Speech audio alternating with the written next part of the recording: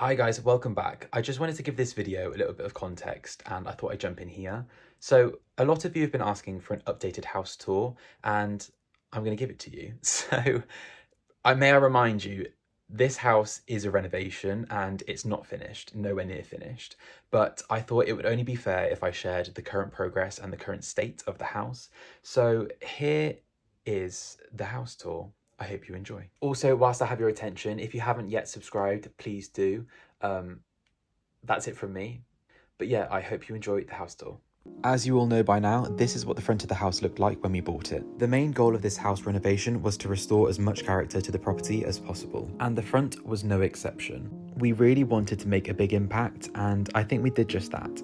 I really wanted to capture that feeling of coming home and being welcomed into a house. Restoring the bricks brightened the house, and adding the front garden softens all those hard elements. As you head on down the mosaic path, you brush past the lavender, releasing a calm and relaxing scent before being welcomed home. But it didn't always look like this, so let me take you back. When we started, the staircase was separated from the dining room with a wall, blocking out all of the light and really just taking away from the room. So we reinstated the Victorian style staircase and it turned out like this.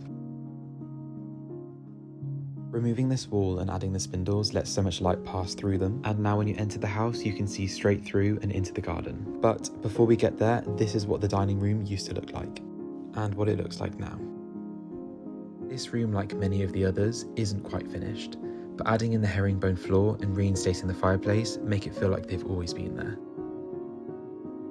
Starting off as a cold and plain room, it's now the perfect place where we gather to share meals and celebrate special occasions. On to the next room, the kitchen, and in my opinion, one of the most important. I have so many fond memories from when I was a little boy, and so many of them revolve around food. Learning how to bake cakes with my grandma, or helping mum cook dinner, I really wanted to create a kitchen that felt lived in and carried those memories. We had our work cut out for us, but we managed to do it.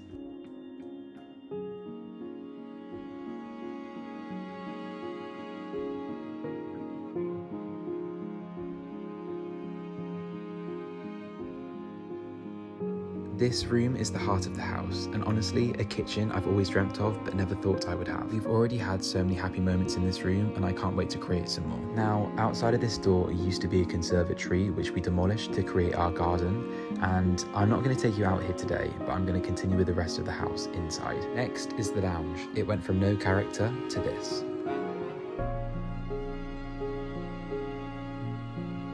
I wanted this room to feel all-encompassing like a cocoon, so I completely colour-drenched all of the walls and ceiling in the same colour, and I think it really works in this small yet inviting space. I kept all of the elements in this room traditional, from the furniture to the ceiling rose and the chandelier, and I think it's a perfect balance between modern and Victorian, and that is the current state of the downstairs, so let's move on upstairs. If you can remember, this is what the staircase used to look like from the landing. This is one of those rooms that doesn't really look too different, but a lot of work went into it. We had to replace the floorboards, replaster the walls, lay carpet, add panelling, and so this is what it looks like now.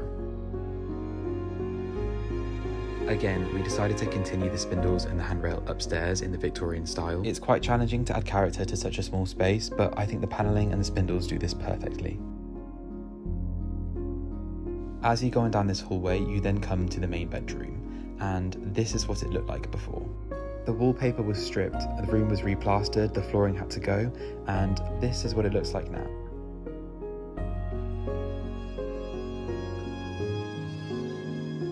There's still so much I want to do and change in the upstairs, and it's all pretty much unfinished, but I'm so happy with how it looks at the moment. This was probably the worst room in the whole house, and everything in this room had to go. We went from a bathroom with no boiler and fixtures hanging from the walls to the bathroom I've always dreamt of.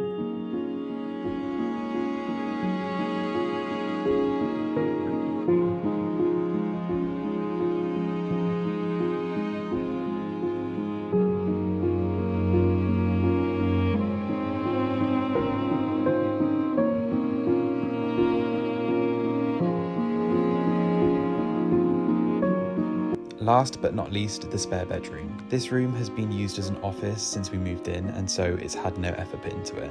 And this is going to be my next project. I'm going to transform this space into something completely different that I've never tried before, and I'm so excited to give it a go. But as it stands, it's not painted very well, and we used the leftovers from the paint that we did have to decorate this room. And that concludes the house tour as it currently stands. Hi, me again. I just wanted to pop in and say a massive thank you if you've made it this far. And like I said, there's a lot more content to come. So if you like this sort of stuff, please don't forget to hit the subscribe button. It's a mouthful. Please don't forget to hit the subscribe button. I'm kind of getting used to the whole YouTube thing, and I'm playing with the idea of doing 2 videos a week, one on house content and the other sort of more day in the life vlog style. I have had requests to do both, but I'd love to know your guys' thoughts and what you'd like to see. I'm all ears, so let me know in the comments below what you'd like to see, and I shall see you very soon.